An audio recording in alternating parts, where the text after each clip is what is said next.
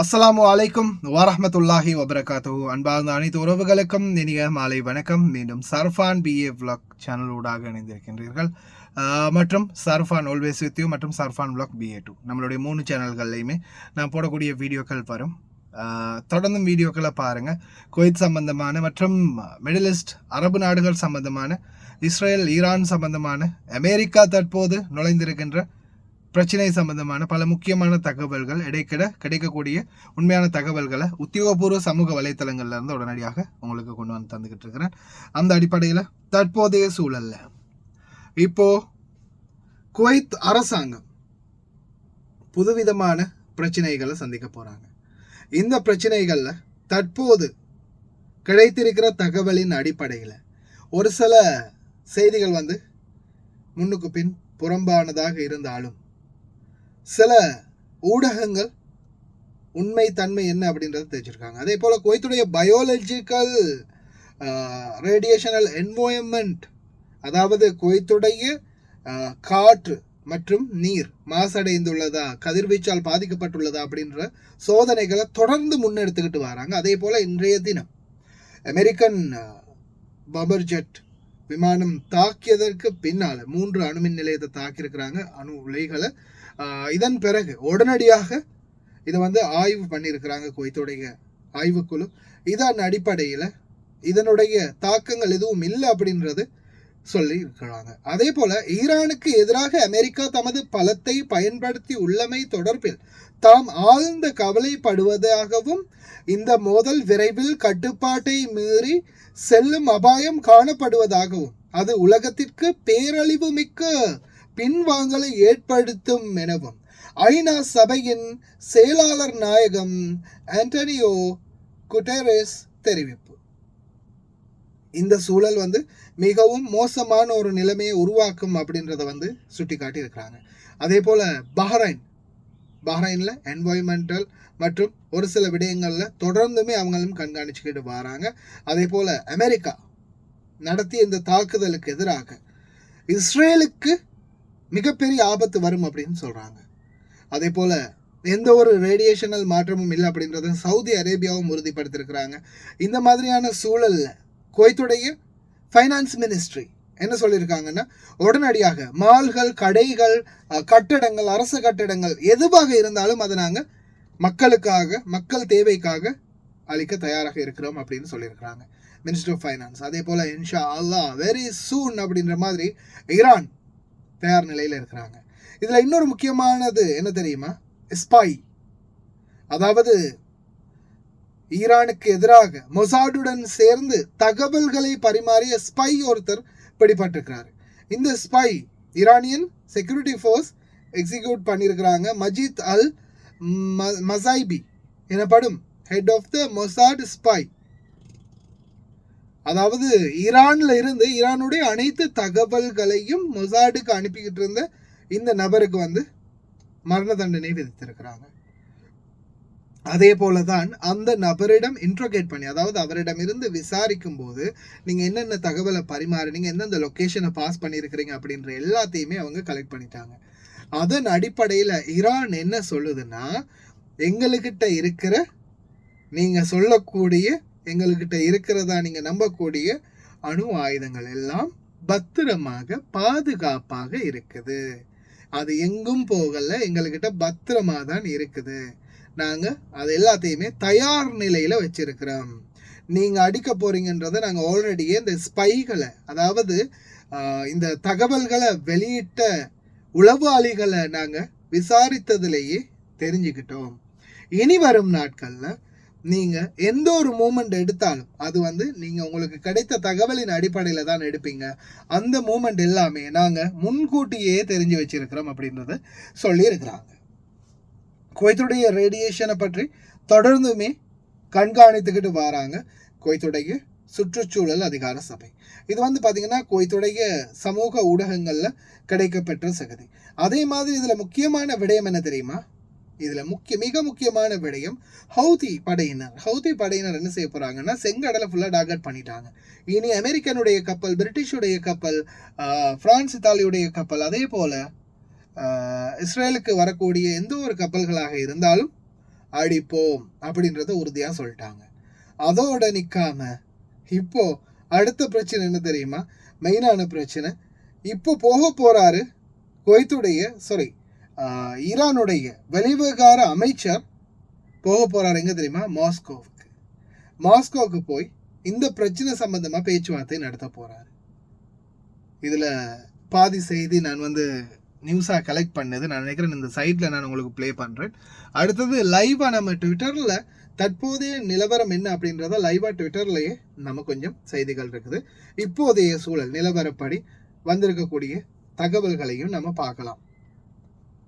உண்மைக்கு புறம்பான தகவல்கள் இல்லாம நேரடியாவே என்ன மாதிரியான செய்திகள் இருக்குன்னு பார்க்கலாம். ஏன்னா சமூக வலைத்தளத்துல ஓபன் பண்ணினாலே வரக்கூடியது ஈரான் எப்படி பதிலடி கொடுக்கும், அந்நாட்டு முன்புள்ள வாய்ப்புகள் என்ன மாதிரி நடவடிக்கை எடுக்கப்படுறாங்க அப்படின்றத கேட்டுக்கிறாங்க. அதே போல பாத்தீங்கன்னா US security of defence we have eliminate Iran's nuclear ambition. அடப்போங்கடா ஒன்றுமே இல்லைன்றாங்க. இந்தியா தான் இப்போ பெரிய ஒரு பிரச்சனையாக இருக்குது. Confirmed Indian air space was give it the bomber flight அப்படின்றத கன்ஃபார்ம் பண்ணினதா சொல்லியிருக்கிறாங்க. அப்போ இந்தியா தான் வழங்கியிருக்குதா?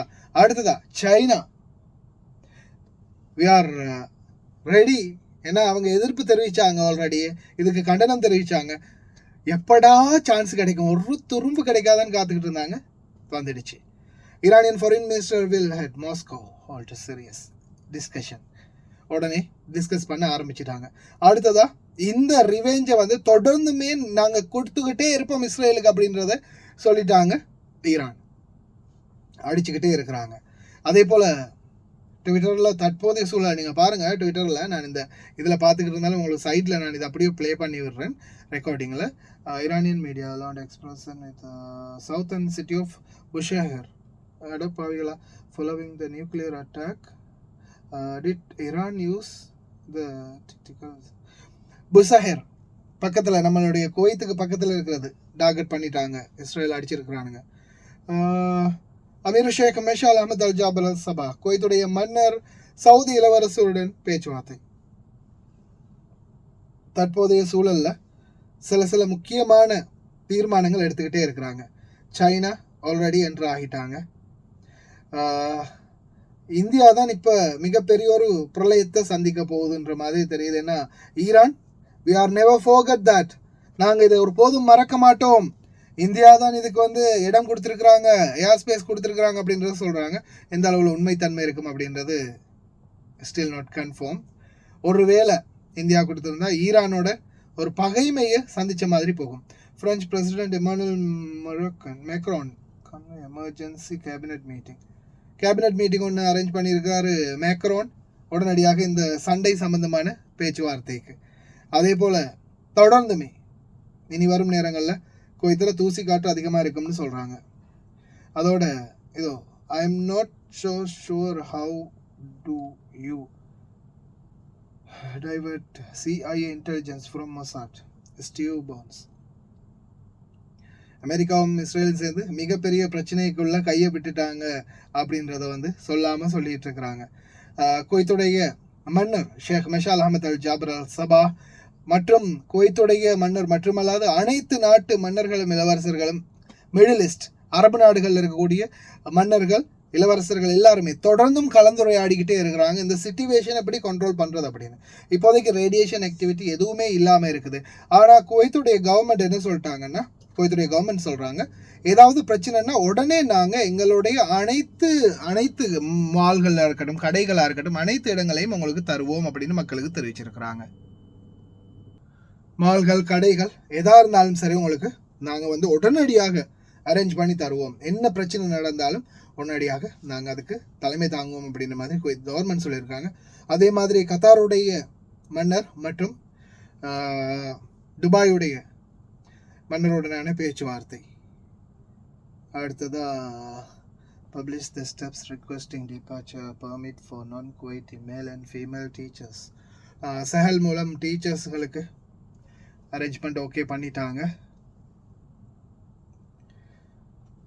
இனி வரும் நாட்களில் நம்ம யுத்தம் அப்படின்ற ஒன்று தொடர்ந்து சந்திக்க போகிறோம், பார்க்க போகிறோம்.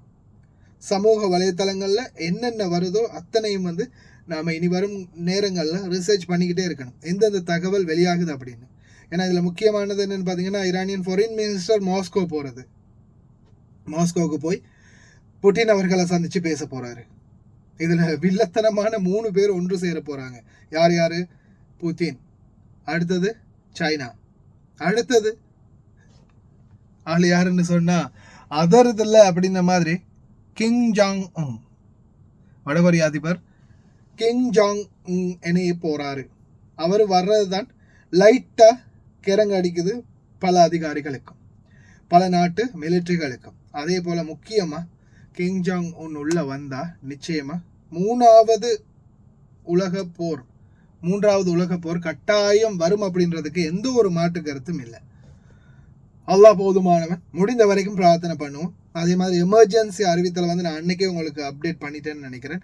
மாஸ்க் அணியணும், 48 மணி நேரத்துக்குள்ளே என்ன வேண்டாலும் நடக்கலாம், கதவுகளை மூடணும், போட்டணும், இந்த மாதிரி நிறைய விஷயங்கள் நான் உங்களுக்கு ஆல்ரெடியே சொல்லி தந்துட்டேன்னு நினைக்கிறேன். கிட்டத்தட்ட ஒரு 1 வீக் பிஃபோர்னு நினைக்கிறேன், ஆல்ரெடி இன்ஃபார்ம் பண்ணிட்டேன். அதனால் முடிந்த வரைக்கும் தயவு செய்து இனி வரும் காலங்களில் கவனமாக இருங்க. அல்லாஹு ஆலம், அல்லாஹு அக்பர், படைத்தவனுக்கே வெளிச்சம். இது எல்லாமே என்ன மாதிரியான சூழல்ல முடிய போகுது அப்படின்னு முடிந்த வரைக்கும் பிரார்த்தனை பண்ணுங்க. இனி வரும் நேரங்களில் என்னென்ன மாதிரியான சூழல் இருக்குது அப்படின்றதையும் கிடைக்கிற தகவல்களின் அடிப்படையில் சமூக ஊடகங்கள், அதுவும் உண்மைத்தன்மையான குவைத்துடைய அதிகாரப்பூர்வ சேனல்களில் வெளியிடக்கூடிய அனைத்து தகவல்களையும் திரட்டி உங்களுக்காக நானும் கொண்டு வந்து தரேன். இன்ஷா அல்லாஹ் பிரார்த்தனை பண்ணுங்க. இப்போதைய சூழல் பதட்டமான சூழல், என்ன வேண்டாலும் நடக்கலாம், எது வேண்டாலும் நடக்கலாம், போகலாம், நாட்டுக்கு நம்மளுக்கு போக வேண்டிய சூழல் வரலாம், இந்த நாட்டை விட்டே வெளியாக வேண்டிய சூழல் வரலாம், இல்லை நாம் இந்த நாட்டில் இருக்க வேண்டிய சூழல் வரலாம், இல்லை குண்டுமலை பொழிந்து நம்மளுக்கும் ஏதாவது ஆகலாம். எல்லாமே லாம் தான். நடக்கிற போது என்ன நடக்குதுன்றதை பார்ப்போம். எங்கே போனாலும் உயிர் போகணும்னு இருந்தால் அது எங்கே போய் ஒளிஞ்சிருந்தாலும் சரிதான், போய் தான் தீரும். அல்லாஹு ஆலம். கிடைக்கிற தகவல்களை அப்டேட் பண்ணியிருக்கிறேன். இன்னமும் பேசினா அப்புறம் நம்ம படித்த அறிவாளிகள்லாம் கோவிப்பாங்க. சரி, ஓகே, பிரார்த்தனை பண்ணுங்க.